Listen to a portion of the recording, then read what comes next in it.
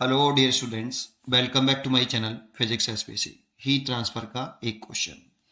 The power radiated by a black body is P and it radiates maximum energy at wavelength lambda naught.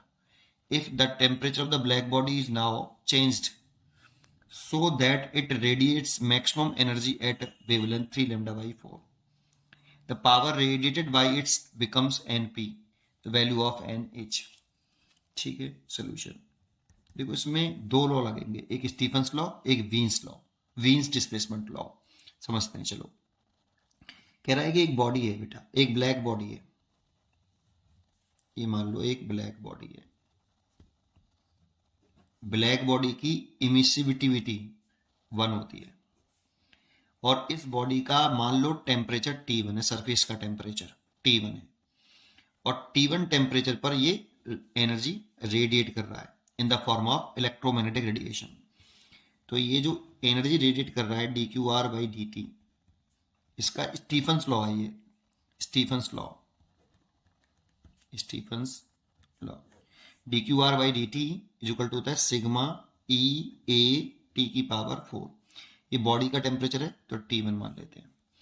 और देखो, ये इसको बोलते हैं हम, इस पूरे को heat energy radiates per second. एक सेकंड में जो हीट एनर्जी रेडिएट कर रही है ये body due to surface temperature, इसको हम ये भी कह सकते हैं। देखो, एनर्जी रेडिएट पर सेकंड है, इसीलिए इसे पावर बोल सकते हैं, P1।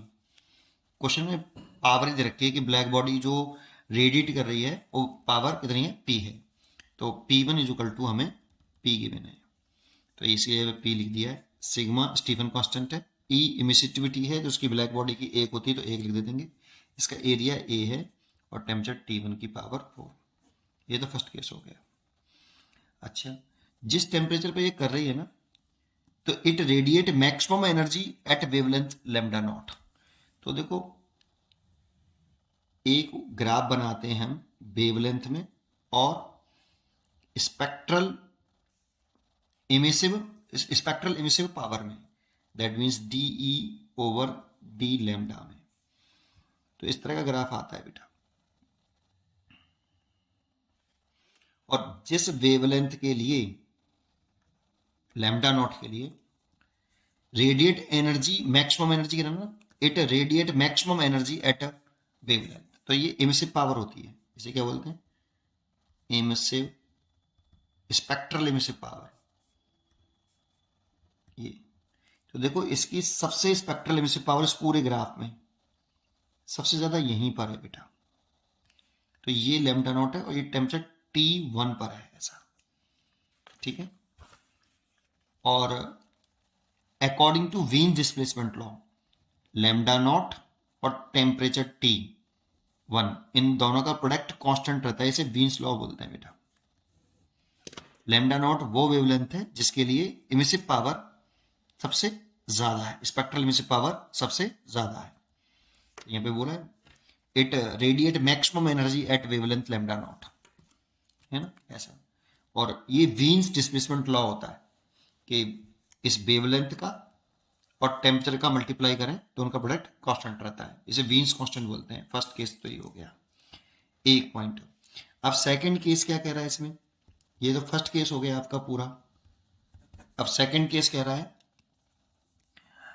कि if the temperature of the black body is now change so that it radiate maximum energy at wavelength 3 lambda by 4, है ना। अब वो जो एनर्जी रेडिएट कर रही है 3 लैम्डा बाई 4 पे मैक्सिमम कर रही है और power radiated bye it's becomes NP. तो यही ब्लैक बॉडी तो वही है, बस टेम्परेचर का चेंज कर दिया, T2 कर लिया है। तो जो अब पावर रेडिएट कर रही है वो P2 बराबर कितना है, एनपी है। देखो, फिर दोबारा से फॉर्मूला लगा लो, ये P2 is equal to sigma, Stefan constant है और एरिया तो चेंज नहीं हुआ, ब्लैक बॉडी तो वही है, बस टेम्परेचर चेंज किया है। और टेम्परेचर T2 की पावर 4 और P2 की वैल्यू हो गई NP1। एनपी दे रखिए is equal to sigma A T2 की पावर 4। एन पी की वैल्यू देखो, ये वाली पुट कर लो आप यहाँ, ये वाली वैल्यू P की वैल्यू इस जगह पर आप पुट कर दीजिए। Sigma T, sigma A T1 की पावर 4 बराबर सिग्मा A T2 की पावर 4। ये देखो इससे कट गया, तो यहाँ से n निकाल लो, T2 अपॉन T1 की पावर 4। अब क्या करें, अब क्वेश्चन में बोला है ना कि इस टेम्परेचर पर radiate maximum energy eight 3 lambda by 4। देखो 3 लैम्डा बाई 4 जो है वो लैम्डा से कम है, तो कुछ ग्राफ 3 लैम्डा बाई 4 कुछ इधर की तरफ होगा 3 लैम्डा बाई 4, और इस पर इस वेवलेंथ पर ये ज्यादा है ये कम है, तो इस वेवलेंथ पर रेडिएशन मैक्सिमम बता रहा है बेटा। इसका ग्राफ कुछ इस तरह से आ जाएगा। ये टेम्परेचर T2 पर आया है और इसके लिए सबसे ज्यादा आपका रेडिएशन निकल रहा है। देखो इस वेवलेंथ के लिए मैक्सिमम इंटेंसिटी, मैक्सिमम पावर है उसकी बेटा, मैक्सिमम एनर्जी रेडिएट कर रहा है इस वेवलेंथ पर। तो इसके लिए भी अगर वीन डिस्प्लेसमेंट लॉ लगाएं तो 3 lambda naught by 4 into temperature T2 बराबर कांस्टेंट। अब इन दोनों को देखो, ये कांस्टेंट है तो इन दोनों को इक्वल कर लें, तो लैम्डा नॉट T1 बराबर 3 lambda naught by 4 into T2।